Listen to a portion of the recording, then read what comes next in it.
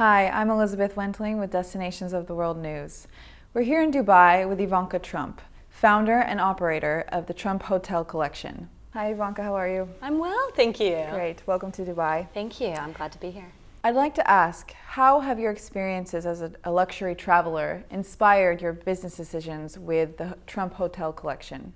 Well, I think exposure to different cultures, different countries, different ways of doing things does nothing but heighten your own sense of what's the best, what's the right way to do things. And I think being open-minded to what you experience during travels is incredibly important.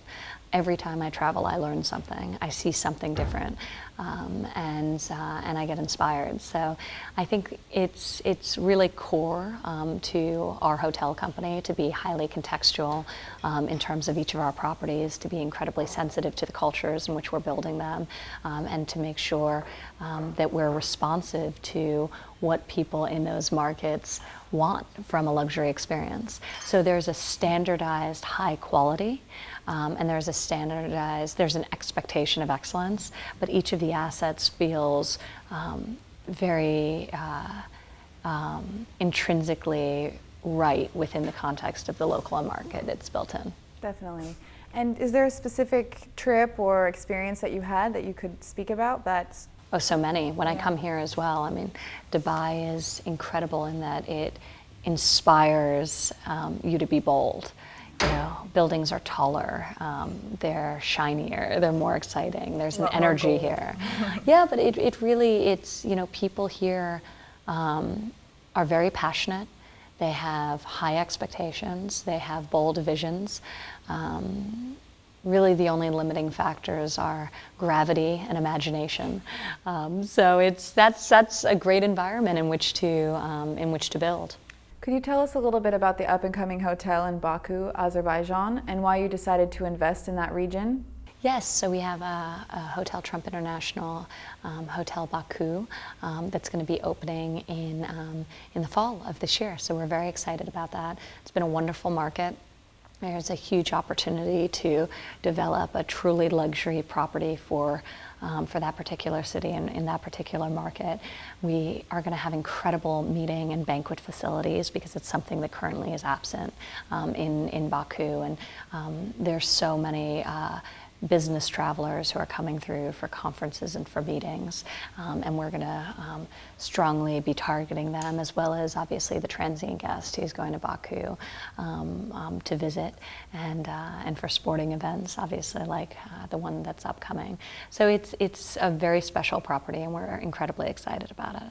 Will the new hotel exude a sense of place, or will it be similar to an American Trump hotel like Chicago or New York City? It will be both. So it's very grand, but it's, you know, as we were talking about before, it's important to feel contextual. So it's striking that balance that's key to the success of every project. Great. And how do you define luxury? I mean, you yourself experience luxury travel on a frequent Luxury is about basis. quality. Mm-hmm. It's about product. A lot of people market that they're luxury. They spend a lot of money on collateral materials, on information, on selling the product without spending the money on the product itself, whether that be in apparel and accessories or whether that be in real estate. But luxury isn't just the narrative, it's the actual asset. And it's important to be obsessed with the details and with the execution, because that's what's ultimately differentiates the greatest and the mediocre, or even, you know, the greatest and the pretty good. I also think luxury is something that's always evolving. It evolves, it varies across markets in terms of what people's standards are and what their expectations are. There is always an importance of location in the real estate world. So you can't really have something that you can build a luxury building, but the end user won't view it to be a complete luxury experience if it's in a tertiary location within the context of an urban environment. So that's a core principle. And on that topic of luxury travel, are there any destinations that you're looking forward to visit that you haven't been, any bucket list destinations? I have a few. I've never been to Morocco, and it's a place I'd very much like to visit. I've never been to the pyramids, and I've been to Egypt, but not as a tourist, so that's something that I'd very much like to do. And there are several places in South America I'd love to visit as well. So. You can do a North African trip. Maybe. Yes, I'd love that. Absolutely. Go down to South America. What other destinations are you excited about opening up in 2015 and the years to come? We have a very big year coming up. So we're opening Baku in the fall. We're going to be opening an unbelievable hotel in Rio de Janeiro in the early spring of 2016. Right on the waterfront. It's spectacular. We're opening a hotel in Vancouver, Canada, in the late spring of 2016. We're opening Trump, DC, in Washington, right on Pennsylvania Avenue, in the summer of 2016. So we have a busy 8 months ahead. It's exciting.